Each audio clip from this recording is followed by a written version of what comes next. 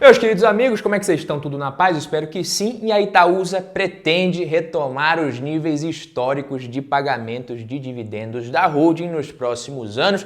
Os dividendos vão voltar, papai, e não sou eu quem diz isso. A afirmação é de ninguém menos que Alfredo Setúbal, CEO da companhia, que em entrevista recente ao Infomoney falou sobre a estratégia da holding, sobre a diversificação de portfólio de empresas, sobre os dividendos também. E aí, será que a Itaúsa vai voltar a ser a queridinha dos investidores focados no recebimento de dividendos? Será mesmo? Será que ainda vale a pena investir na empresa com foco em renda passiva, principalmente no curto e médio prazo? Será que a ação tá barata? E aí, vamos trocar uma ideia sobre isso no vídeo de hoje, meus queridos amigos. Eu sei que muitos de vocês investem na Itaúsa e até os que não investem ainda, muitas vezes têm interesse nas análises e em novas informações que vão surgindo sobre a empresa. Por isso eu resolvi gravar esse vídeo aqui mais rápido e direto ao ponto hoje. Então quem já é de casa já chega de voadora sem pena nesse like aí.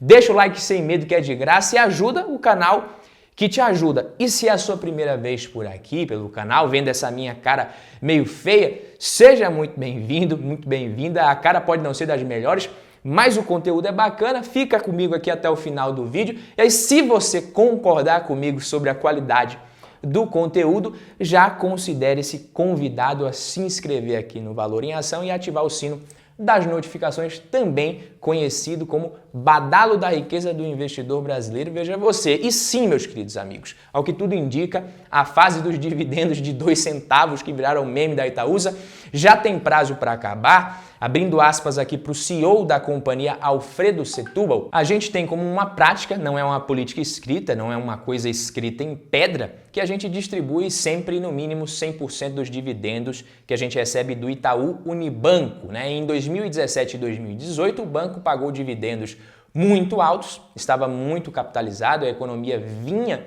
em grande crescimento, então a necessidade de capital dentro do banco era menor.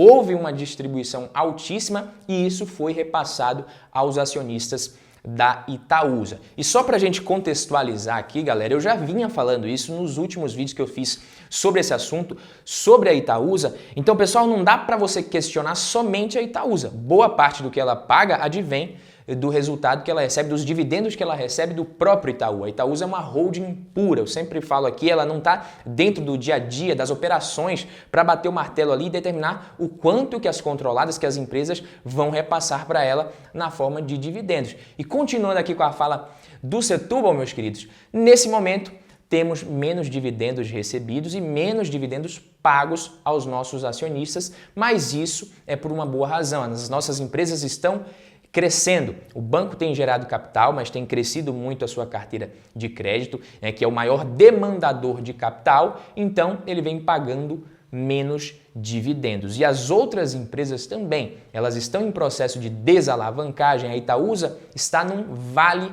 de dividendos. Ao longo dos próximos anos, a gente acredita que a gente vai retomar os níveis históricos de pagamento de dividendos da Itaúsa, que sempre girou em torno de 35% a 40% do lucro dela. Além disso, o executivo falou sobre como que esse aumento de juros ali, esse cenário de inflação elevada, isso afeta as companhias que fazem parte do portfólio da Itaúsa, especialmente as empresas ligadas a consumo, como a Dexco, a antiga Duratex, não sei se você sabe, a Alpargatas também, a dona da marca Havaianas. E só para vocês entenderem melhor, a Alpargatas ela atua no segmento de bens de consumo e a Dexco atua no segmento de materiais para construção civil, e ambas foram impactadas mais uma vez por pressões inflacionárias de custos, desaceleração na demanda também por conta da taxa de juros alta. Ou seja, mesmo com esses efeitos mitigados pelas posições de liderança que essas empresas têm, elas sofreram sim, vêm sofrendo. Com relação à desalavancagem, eu acredito que ele se referiu principalmente à Copa Energia, que vem se desalavancando. A empresa vem gerando muito caixa e dando sequência no processo de desalavancagem, como a própria Itaúsa já esperava no começo. Então a Itaúsa ela não faz investimento de qualquer jeito, galera. A empresa é eficiente na alocação de capital, ela procura sempre empresas interessantes para investir, e se a coisa está andando conforme a própria Itaúsa já esperava, certamente isso vai gerar um bom retorno para a empresa lá na frente. E com relação aos investimentos feitos pela empresa nos últimos 5 anos, em geral, ele se mostrou muito satisfeito e bem animado com as perspectivas de resultados futuros que essas empresas irão gerar para a Itaúsa. Ele também falou sobre esse último investimento que foi feito na CCR e mencionou que o momento foi muito propício para se investir nesse setor.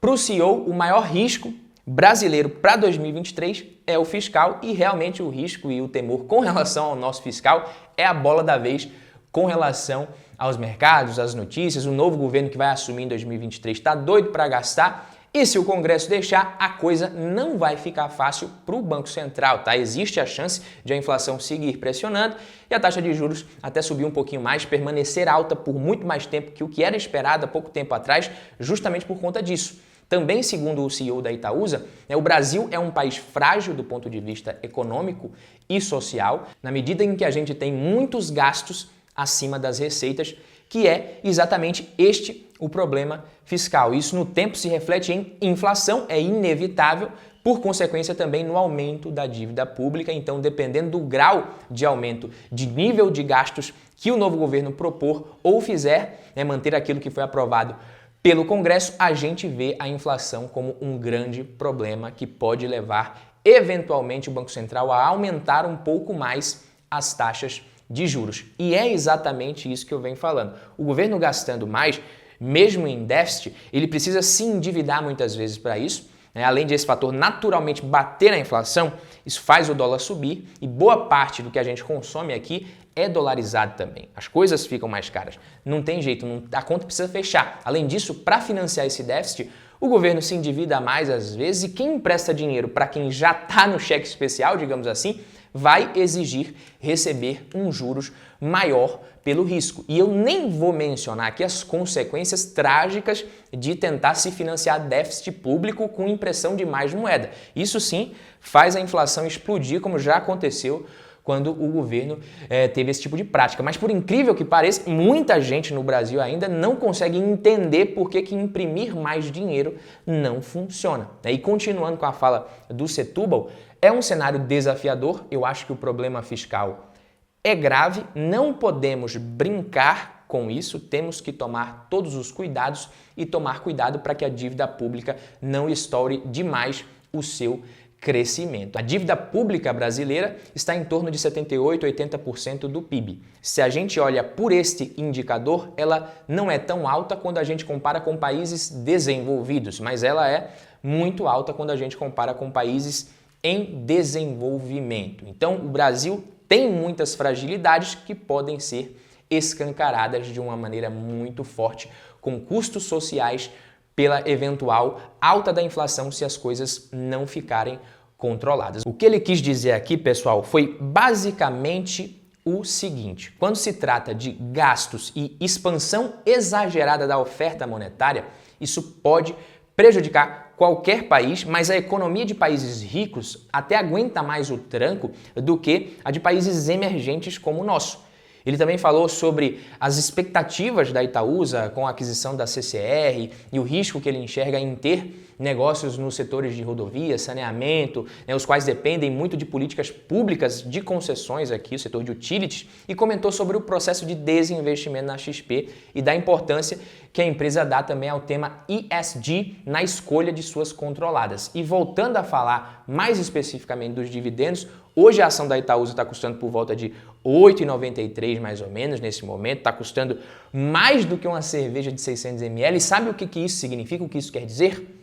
Nada. Só que a cerveja está cara mesmo e é culpa, mais uma vez, da inflação. Mas por esse preço, o dividend yield da Itaúsa hoje é de cerca de 6,79%. Não é um dividend yield ruim, o problema é que muitos dos investidores têm aquele dividend yield de quase 9% em 2019 na cabeça, essa memória recente, quando a Selic estava bem mais baixa, e agora com o dividend yield menor e a Selic bem maior, muita gente acaba fazendo essa comparação, o que não é uma comparação muito inteligente, na minha opinião, mas eu até entendo o investidor iniciante que às vezes toma essa decisão, só que o payout da empresa em 2020 foi de cerca de 16%, em 2021 33% mais ou menos, quando a empresa fechou com o maior lucro líquido da sua história, diga-se de passagem, e nesse momento é de cerca de 25%.